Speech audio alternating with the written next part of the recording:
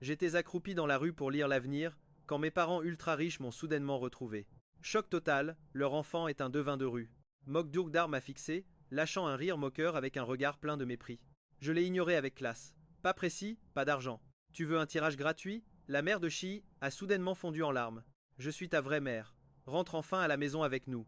Mais là, j'ai remarqué une aura noire mortelle flotter au-dessus de leur tête. Diagnostic fatal, malédiction funeste, espérance de vie zéro. J'ai poussé un lourd soupir. J'ai hoché la tête, puis j'ai rangé ma boussole mystique.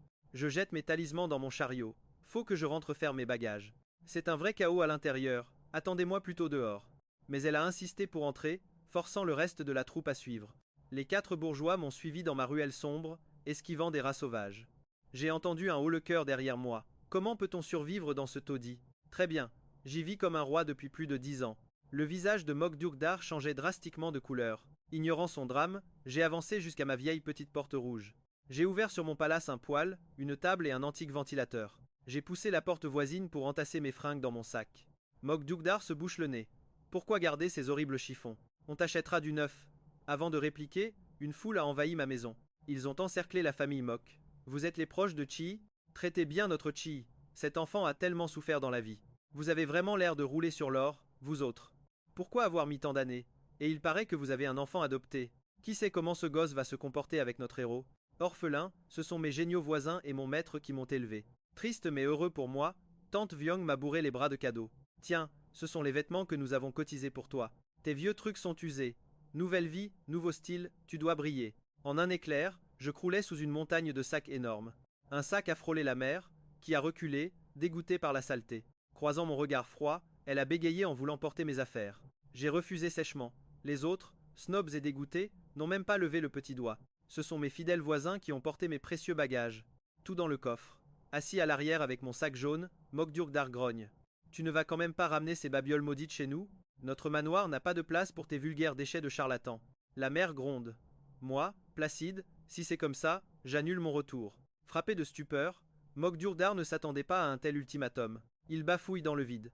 Sa sœur, Mokdurklor, intervient enfin pour le calmer. Demande pardon. Mokdurgdar a craché des excuses d'une voix grinçante.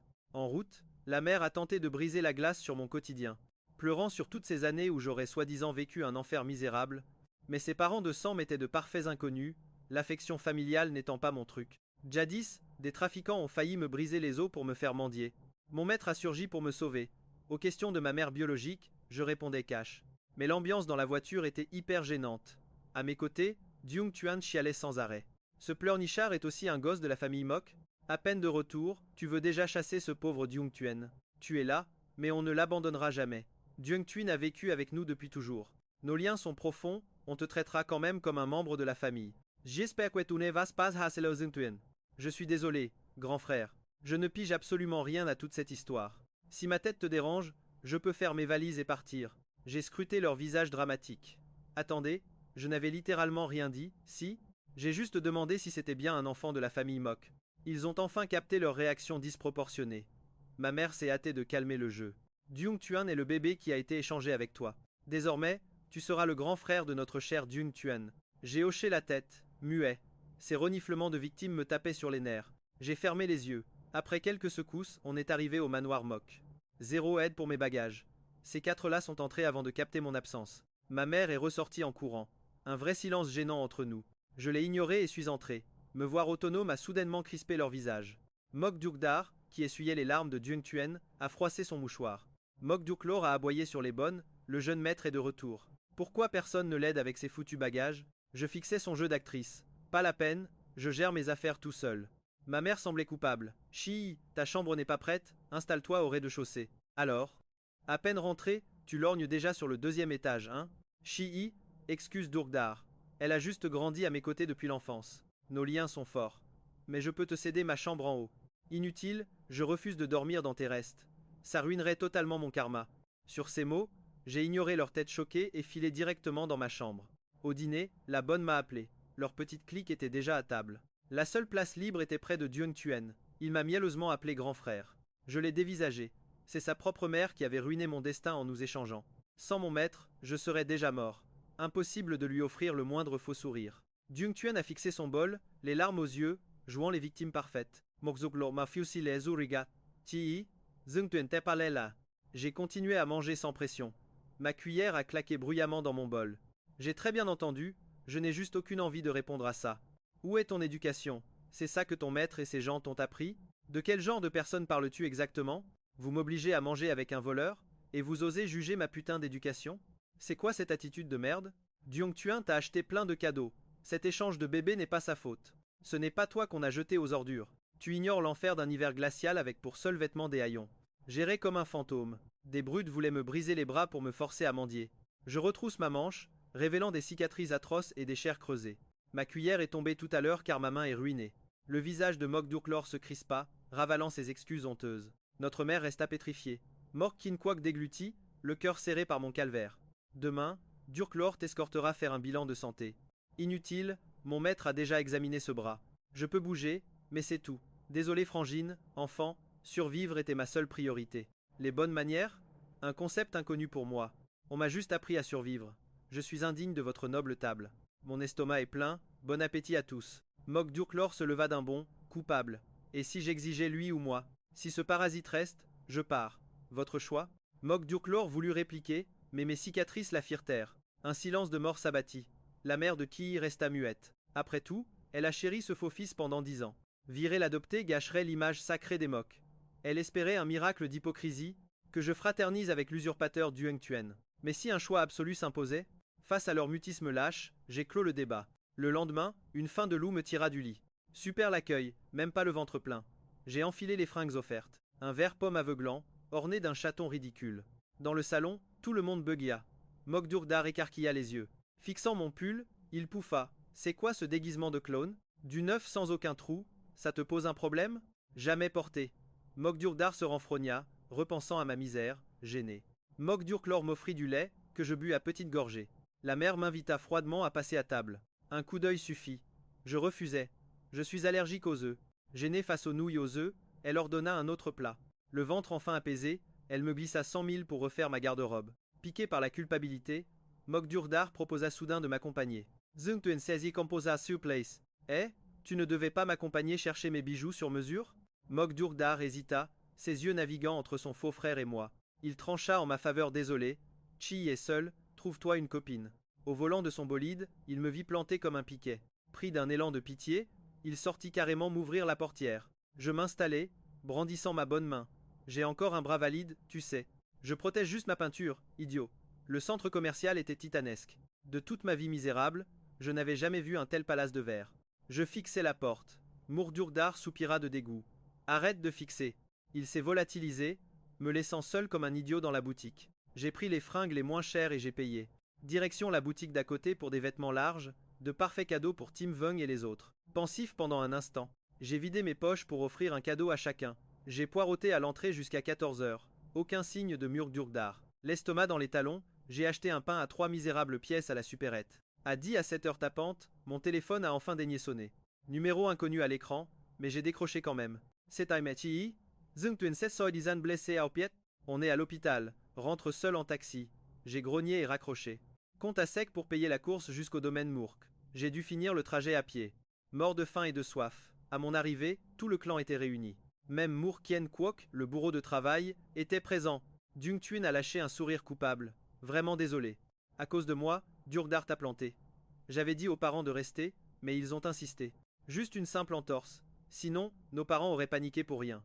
Je fixai sa cheville, à peine couverte d'un fin bandage ridicule. Dung Tuan avala un raisin avec arrogance. Tu as marché toute la journée? Assieds-toi et mange un peu. La bonne prit mes sacs avec un hoquet de surprise. Ce sont des cadeaux pour monsieur et madame? Oh mon Dieu!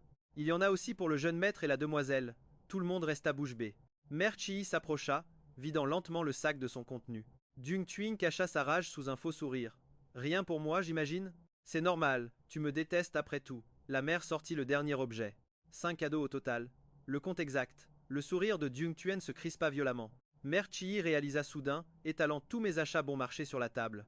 De simples vêtements et sous-vêtements à bas prix. Ces immenses tailles n'étaient clairement pas pour moi.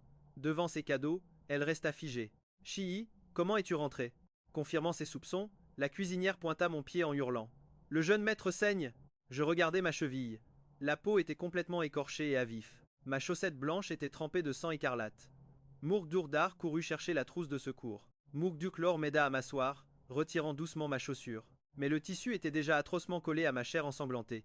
Hésitant, je l'ai ignoré, et j'ai arraché moi-même la chaussette d'un coup sec. Mukduk Lor grimaqua, tandis que Merci étouffa un cri d'horreur. Des gouttes de sang tombaient, formant rapidement une flaque écarlate au sol. Le visage de Dung Tuen devint livide. La bonne s'est précipitée pour glisser une serviette sous mon pied meurtri. Mukdurdar tenta d'appliquer l'antiseptique. Je lui ai arraché la bouteille, vidant le produit sur ma plaie avant de bander à la va-vite. Mon bras gauche étant engourdi, le bandage ressemblait à un champ de bataille. Merci y détourna le regard. Appelez vite un médecin. Mukduklor m'arrêta brusquement. Cesse de bouger, le médecin arrive. J'ai fini mon misérable pansement sans accorder un regard à personne. Pas la peine, je suis épuisé. Je me suis terré dans ma chambre. Plus tard, des coups à ma porte et des murmures m'ont brutalement réveillé. Il s'est évanoui ou quoi? Défoncez cette porte. Vite, la voix paniquée de Mère Chi Y. Je boitillais pour ouvrir. Mère Chi Y était là, avec un médecin. Allez, debout pour manger. Le toubib devait checker ma jambe. Au salon, l'ambiance était glaciale. La dispute faisait encore rage. Les yeux de Duong Tuyen étaient écarlates. Ce chaos n'était donc pas un simple cauchemar. Kien Kwok a littéralement détruit Duong Tuyen. Incroyable, Mok Dukda ne l'a même pas défendu. En me voyant, il bondit comme un chat fautif. Vous allez bien? Silence radio de ma part. Je laissais juste le médecin faire son boulot. Après le dîner, Mok Dukda me collait comme une sangsue. Impossible d'allumer cette fiche télé. Il la réglait fissa. Au moindre geste, il me gavait de fruits. Quatrième clémentine avalée, et hop, une cinquième déjà épluchée atterrit sous mon nez. Je lui ai jeté un regard noir. Mange-la toi-même, gamin. Désolé pour tout à l'heure, je ne voulais pas vous abandonner au centre commercial. J'allais acheter vos médicaments, mais Duong Tuyen a hurlé qu'il était blessé. Impossible de savoir si c'était grave ou du pur drame. Au final, ce guignol s'était juste foulé la cheville. Il m'a supplié de rester. Difficile de le laisser seul en plein caprice médical. Réalisant sa propre trahison au centre commercial, sa voix s'est brisée. Rouge comme une tomate, il a balbutié un énième pardon. Il guettait ma réaction. Pas de pardon, mais pas de haine non plus. C'est toi qui as demandé à Tante Tonk de m'appeler, n'est-ce pas? Hochement de tête timide. Dans cette maison de fous, lui seul avait mon numéro. Quelques jours plus tard, ma jambe était comme neuve. Mère Chi Y m'a transféré des fonds, voulant jouer les stylistes personnels. J'ai refusé. Mok Dukda fera largement l'affaire comme garde du corps. Le gamin a bondi du canapé. Je pars avec mon grand frère. Ignorant le visage décomposé de Duong Tuyen, il a filé vers le garage. Mok Duklo a insisté pour nous accompagner. Ce gosse est trop maladroit, selon elle. La voix pleurnicharde de Duong Tuyen a résonné. Et ma visite de contrôle alors? J'ai tellement mal. Mère Chi Y a soudainement remarqué son autre fils chéri. Duong Tuyen, maman va t'y emmener. Mais monsieur a tapé du pied comme un gamin capricieux. Hors de question. Je veux ma sœur. Elle doit venir avec moi. Oups. Le visage de Mère Chi Y s'est assombri. Mok Duklo n'était pas ravi non plus. Ta jambe m'a l'air parfaitement guérie, mon garçon. Prends le chauffeur si tu insistes tant. Duong Tuyen a ravalé ses larmes de rage. Mais cette fois, personne n'allait consoler le petit prince. J'ai recalé les femmes pour ne garder que Mok Dukda. En route, il chantonnait joyeusement. Au feu rouge, il a sorti un petit paquet mystère. C'est pour vous. Une crème cicatrisante VIP. J'ai bravé l'hôpital spécialement pour ça la dernière fois. C'est une potion secrète d'expert, ça coûte un bras. Je ne m'attendais pas à ce geste. Une véritable tempête intérieure m'a envahi. T'as de l'argent? Bien sûr. Si vous êtes à sec, demandez à la famille. Je n'ai pas grand-chose. Un souci en vue? J'ai lâché un petit rien du tout. T'as combien sur toi? Tu peux me prêter 200 000? Mok Dukda a bugué violemment.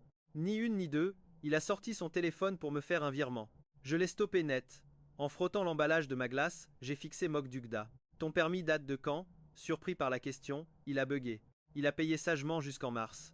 Ce samedi, tu grimpes avec tes potes? Hein? Mais comment tu le sais, toi? Je n'ai rien dit? N'y va pas? Quoi? J'ai tout prévu? Je sais que vous êtes 4. Annule tout. Mok Dukda était choqué. Mais face à mon regard noir, il a ravalé sa fierté et a cédé. D'accord, tu peux m'envoyer l'argent maintenant. Cette fois, il a payé en boudant. J'ai dû lui offrir un bracelet pour le calmer. De retour à la maison, mon petit frère rangeait joyeusement nos achats. Duong Tuyen a débarqué avec des pommes. Dukda, tu es fatigué? Tiens, mange. Mok Dukda a avalé un morceau, puis m'en a tendu un. Duong Tuyen restait planté là, immobile comme un piquet. Mon œil de lynx a repéré un pansement sur son index gauche. J'ai grillé son jeu de victime, mais Dukda n'y voyait que du feu. Ce serpent a posé l'assiette en me jetant un regard foudroyant. Totalement indifférent, j'ai continué à croquer ma pomme avec sérénité. Soudain, il a remarqué le bracelet bon marché de Mok Dukda. Tu sors ça d'où? Tu portes cette babiole? Tu n'as pas peur des microbes? C'était une broutille, mais son pouvoir de protection magique était immense. Un vrai talisman. En lui offrant, je n'avais pas précisé son prix dérisoire. Et lui, sans hésiter, l'avait accroché fièrement à son poignet. Juste à côté de sa montre de luxe, Duong Tuyen lui a attrapé le bras. Ce culotté a essayé de lui arracher mon précieux bracelet. Mok Dugda l'a repoussé direct, c'est un cadeau inestimable de Chi Y. Ça vaut une fortune, c'est sûr. Duong Tuyen me provoquait. J'ai souri. Pas vraiment. Quelques centaines de yens à peine. Rempli de mépris, Duong Tuyen a voulu l'arracher, mais Dugda s'est reculé net. Même gratuit, je le garde. Duong Tuyen, Chi Y ne me veut que du bien. Le visage de Duong Tuyen s'est déformé d'une rage folle. Ses yeux hurlaient. Tu as volé mon frère. Pitoyable, c'est mon vrai frère. Au dîner, Duong Tuyen a sournoisement relancé le sujet de samedi. Tu vas grimper, Dugda? Je viens avec vous, à 5 on va s'amuser. Quel pot de colle, il voulait briser notre belle complicité fraternelle. Maman m'a glissé un succulent morceau de viande braisée dans mon bol. Chi Y devrait y aller aussi, Duong Tuyen a masqué sa haine viscérale. La voiture n'a que 5 places. Si Chi Y vient, ça coince. Pas la peine, je n'y vais pas, et Mok Dugda non plus. Exact, ce samedi je suis overbooké. Fini l'escalade, a confirmé mon frère. Duong Tuyen, si tu y tiens tant, tu prendras ma place. Le visage livide, Duong Tuyen m'a lancé un sourire crispé à faire très peur. Mais pourquoi annuler? Tout était réglé depuis la semaine dernière. Plus envie, c'est tout. Son radar à complot s'est activé contre moi. Dugda, Chi Y t'a encore lavé le cerveau avec ses prédictions superstitieuses? C'est vrai? J'ai hoché la tête. L'ambiance est devenue glaciale. Chi, ne parle plus jamais de ces bêtises ici. On n'y croit pas. Dugdar va à ta randonnée ce samedi. Ignore ses prétendus présages. C'est du grand n'importe quoi. Mais vous vous trompez. Chi n'a fait aucune prédiction. Oh que si, le chiffre 7. Pour Mok Dugdar. Sors et le sang coulera. Arrête tes délires ou fous le camp. La poitrine de Mourkien Kwok se soulevait, fou de rage. Mok Durklor tentait de le calmer. La mère pleurait soudainement. Dugdar posa ses baguettes, essuyant doucement les larmes de sa mère. Duong Tuyen s'approcha aussi, mais son regard était fixé sur moi. Ses yeux brillaient d'arrogance, comme si elle avait déjà gagné. Dans ce chaos, j'ai lâché. C'est à cause de la petite décédée? Silence de mort. Le visage de Mourkien Kwok est devenu livide. Il m'a jeté une assiette, tu savais tout depuis le début. Et tu oses maudire Dugdar? Les charlatans comme toi ont tué Lam Lam. Chi, je t'en supplie, jette ces trucs de voyance. Mok Durklor me faisait signe d'aller vite cacher mes affaires. Je n'ai pas bougé. Duong Tuyen a ricané, tu vois notre famille ruinée. Et tu continues tes arnaques pour manipuler Dugdar? Dugdar a levé la main. Je n'ai jamais parlé de ça. Ati, évidemment. Ils croyaient tous que Dugdar m'avait raconté leur trauma. Ils sont restés figés. Si ce n'est pas lui, alors qui? J'ai enchaîné 1 mois avant sa mort. Duong Tuyen a eu une forte fièvre. L'hôpital a échoué. Alors, vous avez engagé un maître taoïste. Mais juste après, la petite a eu de la fièvre et en est morte. Duong Tuyen s'est décomposé. La mère écarquillait les yeux, choquée. Oui, la famille Mok avait perdu une fille. C'était connu. Mais ces détails sordides, c'était un lourd secret farouchement gardé. Chi, comment peux-tu savoir une chose pareille? Sa voix tremblait, j'ai soupiré bref. Dugdar, va à ta montagne. Je m'en fichais royalement. Ce dîner cauchemardesque touchait à sa fin. Mourkien Kwok refusait d'y croire. Quelqu'un avait dû me parler. Ou j'avais juste deviné. Mais il savait qu'on ne ment pas au destin. Deviner les grandes lignes, d'accord, c'est facile. Mais la fièvre de Duong Tuyen, le faux taoïste, c'était de la pure clairvoyance. Les jours suivants, mes mots hantaient la maison. Une vraie paranoïa. Je suis resté cloîtré, observant ce chaos avec amusement. Dugdar voulait me voir, mais Duong Tuyen hurlait. Il porte malheur. Éloigne-toi de lui. Même la mère m'ignorait complètement maintenant. J'avais touché leurs points sensibles. J'ai proposé de déménager quelques jours. La mère a voulu protester, puis s'est tue. Mok Durklor a brisé la glace Chi, ce n'est pas ça. Je sais et je souris. Un client veut briser une malédiction. C'est mieux ainsi. Dès que Mourkien Kwok m'a entendu parler de mystique, ce vieux fou a explosé de rage. Fous le camp d'ici dès demain matin.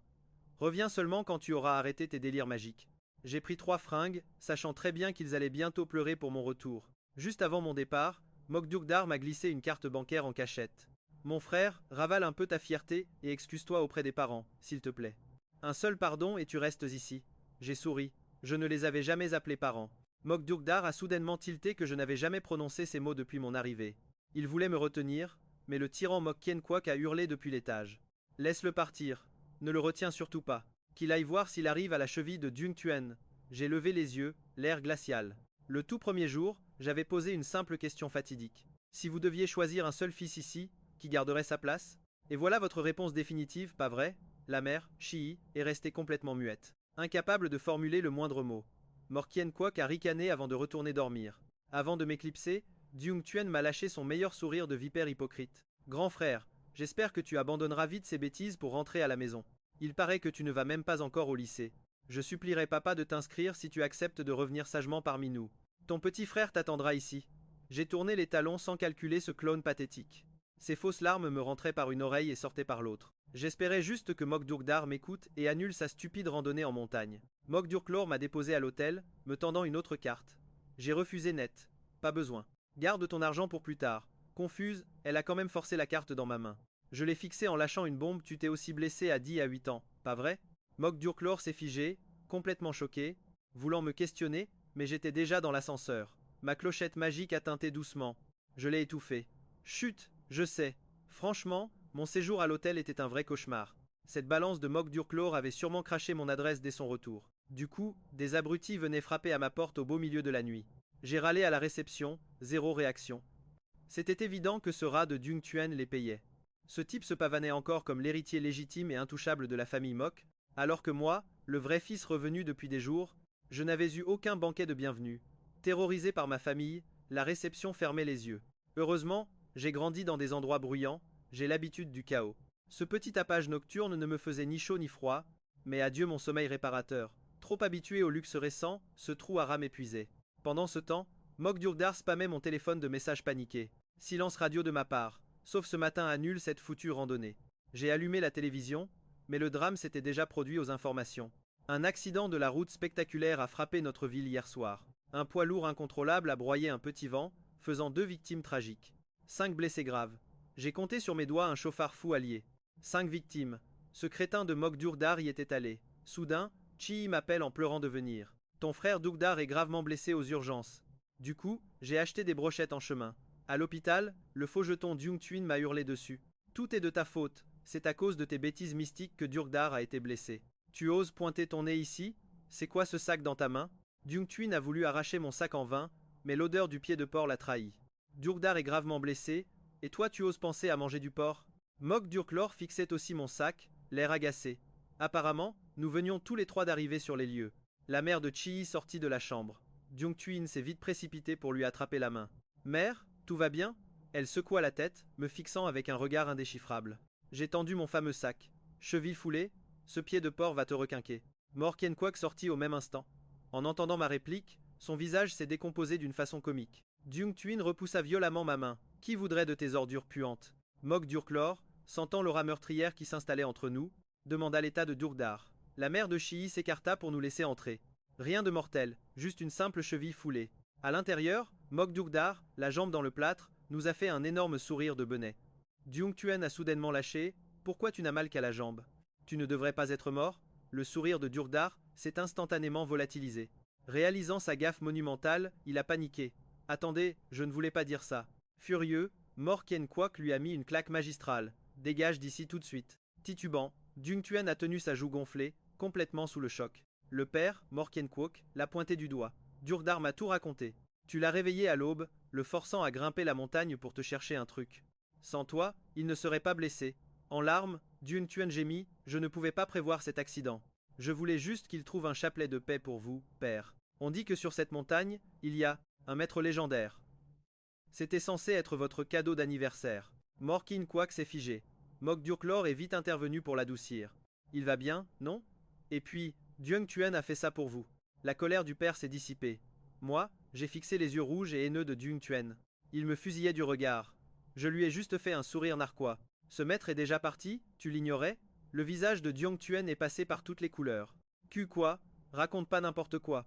Tu t'en fiches? Je pensais que tu étais bien informé pourtant. Il a annoncé son départ il y a une semaine. Regarde ton téléphone. Il resta sans voix. J'ai jeté un œil à Mokdurklor. Son teint était devenu aussi pâle que la mort. Elle tenta de le défendre, il ne l'a sûrement pas vu, c'était une bonne intention. Dung Tuen acquiesça pitoyablement, jouant la victime. Je croyais qu'il était là. Pardon, je n'aurais pas dû laisser Durkdar sortir. Si j'avais écouté, on aurait évité ce fameux désastre sanglant aujourd'hui. Au mot désastre sanglant, Morkien Kwok s'est rappelé ma sinistre prophétie passée. Ces paroles maudites, qui l'a invité ici? Durkdar, malgré sa blessure, a crié c'est moi. Je lui ai tendu le pied de porc, encore tout chaud et fumant. Voyant que c'était l'idée de Durkdar, la mère ravala sa colère difficilement. Son regard débordait de pitié pour lui. Pourquoi as-tu appelé Chii? Se contorsionnant, Durgdar sortit quelque chose de sa poche, des perles en bois brisé. À mi-chemin, j'ai réalisé que j'avais oublié le bracelet protecteur de Chii. Ils m'ont dit que ce bracelet mystique repoussait la faucheuse. Je voulais faire demi-tour, mais agacé, ils m'ont dit de les rejoindre au sommet. À peine descendu de voiture, une explosion titanesque a secoué mon dos. Sous le choc, j'ai raté la marche, d'où ma cheville tordue. Mok Dugdar tremblait encore de terreur. Aux infos, le mort occupait le siège passager. La place exacte où je me trouvais juste avant le drame, toute la chambre m'a dévisagé. Le bracelet brisé avait encaissé la malédiction. Pourtant, je t'avais formellement textoté ce matin d'annuler cette maudite ascension. Sans ça, tu aurais carrément perdu ta jambe dans cet enfer. Mok Dugdar s'est figé, balbutiant un merci ému. Quel message? Je n'ai rien eu, Dung Tuen a soudainement blêmi. L'essentiel, c'est qu'il respire encore. Laissez-le souffler un peu. Mok Durklor l'a fusillé du regard. C'est ça, ton amour fraternel si vanté? Mok Dugdar a déverrouillé son écran fissuré mais miraculeusement intact. J'ai affiché notre conversation sous leurs yeux complètement ébahis. Mes messages d'alerte rouge trônaient encore fièrement sur mon écran. Mais sur le sien, le vide sidéral, il comparait frénétiquement les deux appareils. C'est dingue? Un bug réseau diabolique? Non, totalement impossible. Mon téléphone a vibré ce matin, et j'ai demandé à Dung Tuin de regarder. La vérité l'a frappé comme un éclair destructeur. Dung Tuin. Le visage de Dung Tuan est devenu livide. Ce n'est pas moi, je le jure. Je n'ai effacé aucun message. Je suis totalement innocent. Sa panique pitoyable hurlait sa culpabilité. Quel acteur de seconde zone. La famille Mok n'est pas crédule. Son comportement pathétique l'avait déjà condamné d'avance. Mère Chii l'a fixé, dévasté. Dung Tuin, pourquoi une telle trahison sanglante? C'est ton propre frère. Je n'ai rien fait, maman, je t'assure. Dung Tuan, acculé, a pointé un doigt tremblant vers moi. C'est ce type, c'est sa magie noire qui a maudit notre frère. Autrefois, cette excuse aurait fonctionné. Mais là, j'étais son sauveur absolu. Bon, arrêtons le drame et rentrons. Le regard de Mok Dugdar suintait d'une déception écrasante envers son aîné. Ce grand frère idolâtré venait de poignarder sa confiance directement dans le dos. Et moi, le paria, je l'avais sauvé. Après sa sortie, Dung Tuin a rampé devant Morkien Kwok et Mère Chii. Je connaissais leur attachement aveugle pour ce manipulateur depuis des années. Une simple entorse du pauvre Mok Dugdar ne suffirait jamais à le faire bannir. Mais cette dette de sang devra être lourdement payée. Tu refuses de déguerpir? Alors prépare-toi à vivre un enfer sur terre. Mok Dugdar s'avança avec sa canne, rejetant froidement l'aide hypocrite de Dung Tuin pour s'asseoir près de moi. Les yeux humides, Dung Tuin a gémi. Pardonne-moi, mon petit frère adoré. Le cœur de Mère Chii était tiraillé par un chaos émotionnel total. Ce traître restait le fils adoptif qu'elle chérissait depuis plus de 10 ans. Personne ne voulait voir cette noble famille se déchirer dans une guerre interne. Mok Dugdar, ton grand frère te parle calmement, a-t-elle murmuré. Pour toute réponse, il a soupiré en caressant les perles sacrées brisées. Mon fameux bracelet de protection. Inutilisable, car des perles manquaient à l'appel de Laura. Ce crétin de Dung Tuan a souri bêtement. Oh, tu aimes vraiment ce vieux truc? Je t'en offrirai un plus luxueux d'ici peu, d'accord? Muk Dugda soupira, refusant poliment l'offre. J'ai dégainé un autre talisman de ma poche. 50 000 pour toi. Les yeux brillants d'excitation, Muk Dugda l'enfila direct, prêt à transférer l'argent. Son changement d'humeur soudain pour mon modeste bracelet en irrita plus d'un dans la pièce. Duong Tuyen serra les poings, foudroyant Chii de son regard le plus noir. On est une famille. Tu oses vraiment faire payer ce simple bout de bois à ton frère? Je l'ai toisé avec un mépris total. C'est un artefact sacré. T'en veux un aussi? Son visage blêmit, totalement incapable de prononcer le moindre mot face à mon aura. Mok Kien Kwok détestait viscéralement mes pratiques occultes sous son toit. Soudain, un gros fracas résonna. Mok Duclos s'est approché avec hésitation. Tu m'en vends un? J'ai tendu la main 100 000. Pourquoi le double du prix? J'ai plongé mon regard dans le sien. T'as déjà oublié la dette? À 10 à 8 ans, j'ai sauvé ta misérable vie. Mok Kien Kwok fit Jeannette son journal en l'air. La mère resta paralysée. L'esprit de Mok Duclos fut violemment aspiré 7 ans en arrière. À l'époque, jeune et terriblement arrogante, elle voulait juste voyager pour un stupide match de foot. Mais le destin s'était acharné contre elle ce jour-là, bloquant son chemin. Surtout avec ce mystérieux noyau de pêche apparu par magie au fond de son sac. Puis, le flash info sanglant du crash aérien est tombé. Ce vulgaire noyau l'avait protégé de la mort. Mok Duclos me fixait, pétrifié. J'ai saisi le journal que Mok Kien Kwok venait de lâcher. Alors, l'escroc en fuite avec le magot a été attrapé ou pas? Sans la reprise de ce chantier, tes ouvriers vont tout cramer. Mok Kien Kwok écarquilla les yeux. Son visage affichait une terreur absolue, c'était totalement jouissif de le voir perdre pied ainsi. Le boss s'était barré avec la caisse. La grève générale venait tout juste d'éclater en secret aujourd'hui. Une véritable bombe à retardement qu'il n'avait encore avouée à personne d'autre. Maman. C'était ma toute première fois. La matriarche tressaillit violemment avant de bégayer un faible oui lointain. J'ai lâché un sourire glaçant. C'est ma petite sœur morte qui m'a dit de t'appeler ainsi. J'avais osé briser le tabou ultime de cette foutue maison sans la moindre pression. Duong Tuyen bondit pour me détruire, mais Mukdugda bloqua l'impact. Une rage meurtrière défigurait l'ordure. Tu remues encore cette merde pour faire souffrir tout le monde? Tes superstitions bidons nous dégoûtent? Sauf que cette fois, la famille entière faisait barrage pour retenir sa folie furieuse. Même Mokduklo, sa plus grande fanatique, perdait complètement la tête face à ce choc monumental. Qu'est-ce que tu insinues? Quelle petite sœur? Sauf pour ce parasite de Duong Tuyen, c'était évident. Tout le clan adorait profondément et sincèrement la Benjamine disparue du fond du cœur. La tragédie sanglante de Lin Lin restait leur cicatrice la plus douloureuse et totalement intouchable. J'ai ignoré leurs cris pitoyables. J'ai sorti mon chariot blindé de reliques magiques de ma chambre. J'ai déployé l'étoffe dorée sur la table, révélant mon arsenal occulte et cette fameuse clochette maudite. La mère dévisagea cet objet mystique avec une horreur absolue et le souffle coupé. Impossible, c'est le cadenas de longévité de notre pauvre et tendre Lin Lin. Où as-tu volé ça? L'artefact brillait de runes complexes, débordant d'une aura lourde de secrets. Preuve irréfutable de l'amour inconditionnel qu'ils portaient tous à cette gamine fauchée bien trop tôt. Sans un seul mot, j'ai mordu mon pouce. Une goutte de mon sang percuta le métal sacré.